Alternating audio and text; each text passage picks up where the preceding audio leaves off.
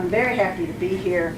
I'm going to be talking, I guess, a little broader. I'm talking about caregiving. And the Rosalind Carter Institute for Caregiving was founded in 1987 at Georgia Southwestern State University down in South Georgia, 10 miles from Plains, where the Carters still live. When the Carters left the White House, of course, the Carter Presidential Center was established in Atlanta, and I'm sure that you're aware of all the really wonderful work that is done throughout the world through the Carter Center.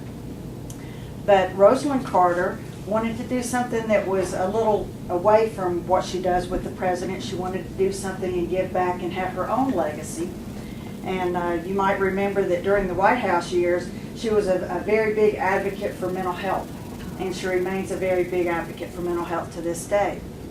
But when they moved back to Plains, and she was aware of a lot of people in her community with mental health needs, she saw that the people that had the diagnosed disease had a lot of supports and people coming in to help, doctors, nurses, whatever, counselors.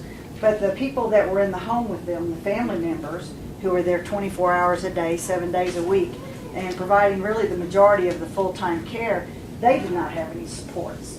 And in the last several years, everyone's talking about caregiving. In 1987, nobody was talking about caregiving. Mrs. Carter called the National Cancer Institute, American Medical Association. She called, all the big organizations around the country to ask them what they were doing around caregiving, and nobody was doing anything. So she thought, this is what I will do. So she founded the institute, and what we have been doing for the last 20 plus years is finding ways to support people in the caregiving role.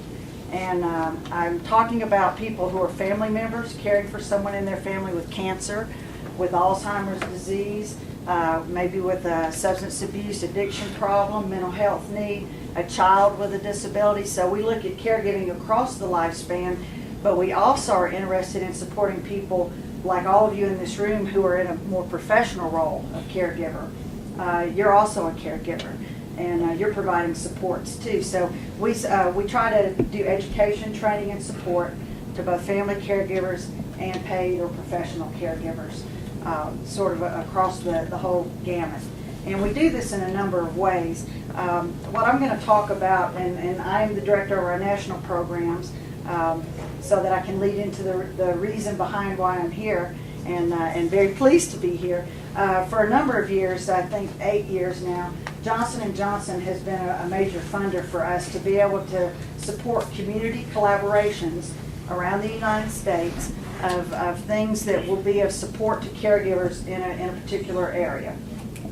And we did this for a number of years. We gave grants, one-year grants. They started off, I think, $20,000.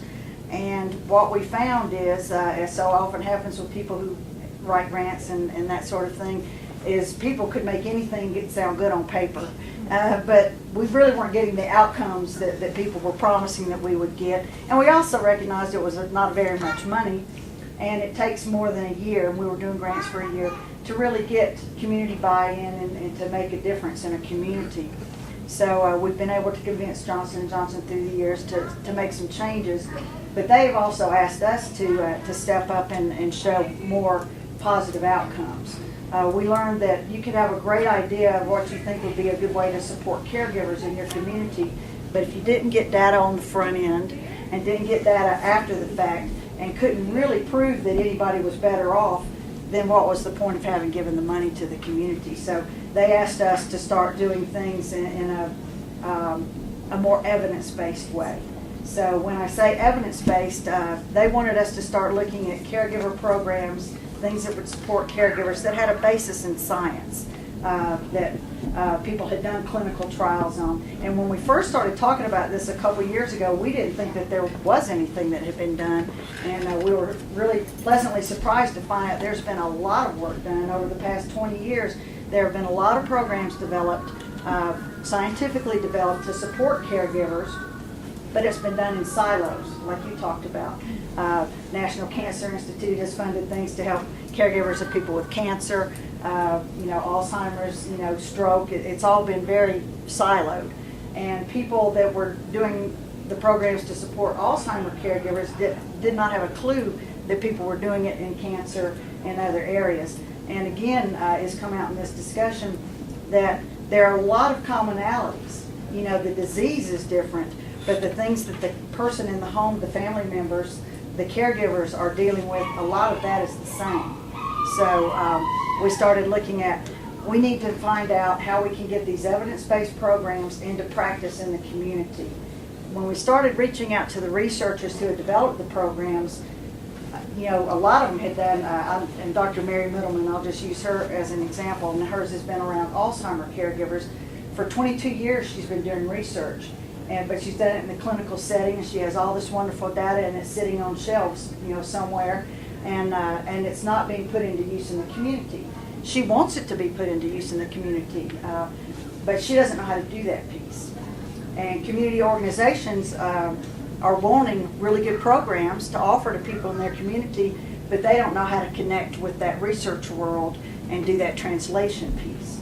So we thought, aha, we had an aha moment at the Rosalind Carter Institute, and we thought we can be that bridge from science to service, and we can do things to try to help people be able to bring these wonderful programs with proven positive outcomes, not just hopeful positive outcomes, but scientifically proven outcomes, into use in the community setting. So that's what we've been doing. We also were fortunate enough to talk Johnson & Johnson into, instead of just a small one-year grant, let's do at least, well, we asked for 3-year grants, but they said they would do 2-year grants of $100,000. So this is a big leap forward. They're allowing us to do 5 grants. They all have to be evidence-based programs to support caregivers. There are several programs that they are familiar with and like, and the programs we have running currently are all around Alzheimer caregivers. So we also, when we met with them last December, said, you know, this is wonderful, this is fine, this is a huge need, but we want to expand beyond just helping people who are caring for someone with Alzheimer's. Would you allow us to do a program, an evidence-based program to support caregivers of people with cancer? And they said that they would.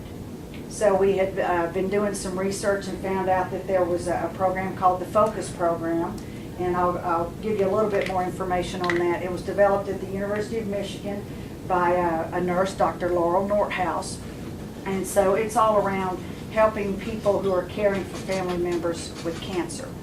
So we're going to be able to make a grant to translate that out of the research into community practice.